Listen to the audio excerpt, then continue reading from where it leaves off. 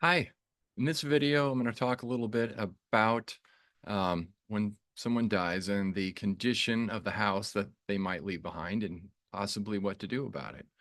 Um, so I'll start with my brother, my older brother. When he passed away, uh, we, of course, went into his house afterwards and we were shocked by the state of it. There was stuff, fast food bags, old drinks just left everywhere, all over the place. And we're like, what is going on here? He didn't live like that before. So we were confused, um, and just didn't understand it. But as we kind of got into cleaning it up, we realized that based on kind of the date of the things that we found, there were receipts and things like that. Uh, it had kind of it had been several months that this has been building. It hadn't been years or anything, um, and it kind of got worse as his health got worse, and that makes sense. If you're feeling terrible, and he really was, he we didn't know how sick he was until later, talking to his doctors and also just finding his medications and things.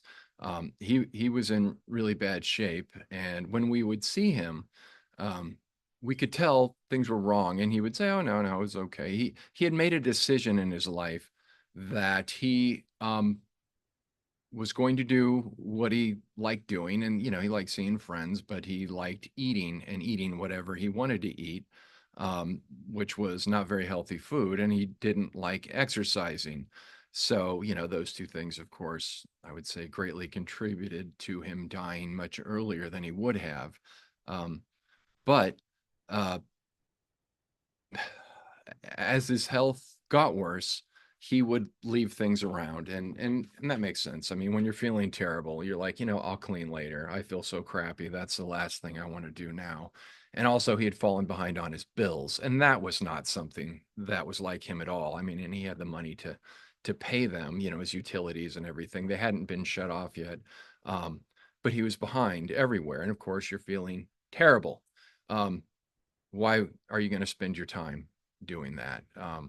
So, if you do come into a situation like this and you find a big mess, I would say have some grace and some understanding, and just maybe think about what they were dealing with and how cleaning is just not, and paying bills is kind of pales in comparison to just how you feel. So then we needed to clean the house up and we were going to sell it, and we didn't we were floating uh bills, and when someone dies the banks freeze their accounts, um so then everything else has to be paid by family members. So we were floating bills to maintain the place, pay bills, pay utilities, take care of cleanup, ordering a dumpster or whatever it was.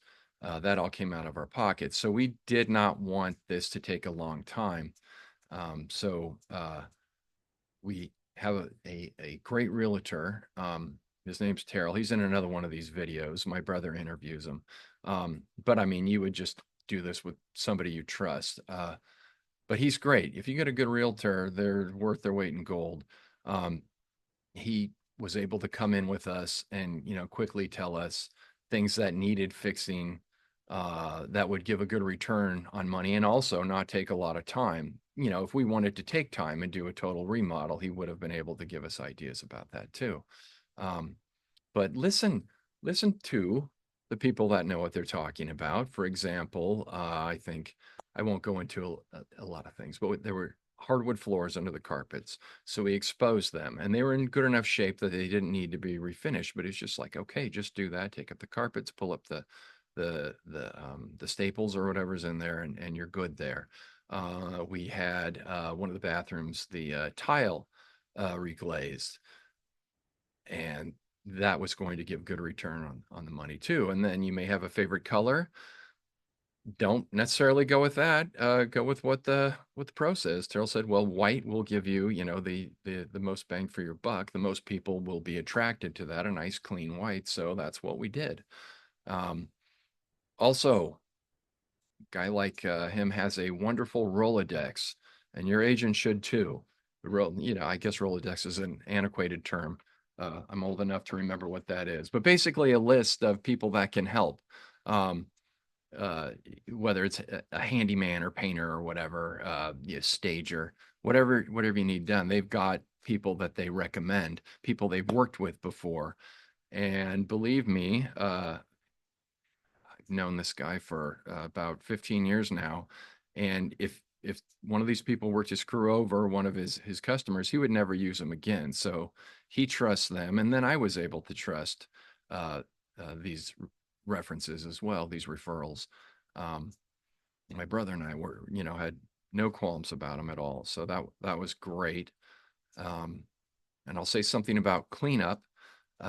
When you are cleaning out somebody's house, there's things that people want, and then there's also just things that will end up going into a dumpster if you can't, donate them or get them recycled or whatever.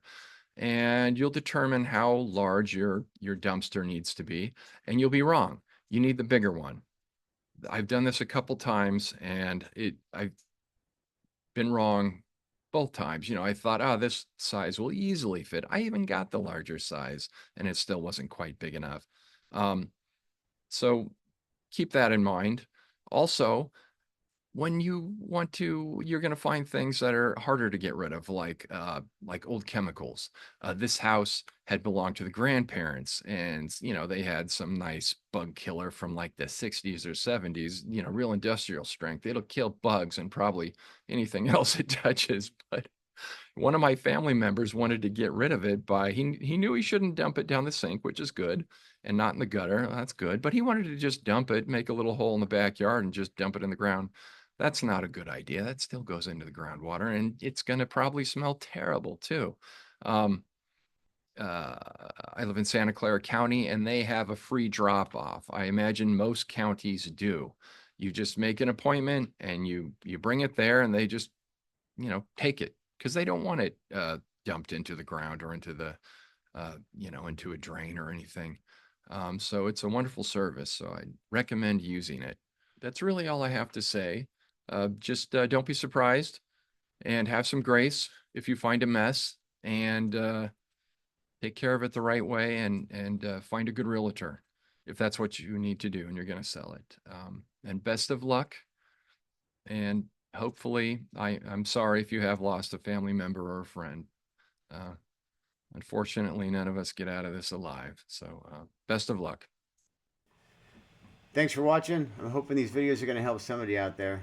Please look at the attachments to the videos. I've attached just the websites of some of the people who I speak to, and I've also attached my Amazon Associates links to some of the products that we've used for mom and dad, and some other things that look like they would be helpful for people in similar situations. God bless.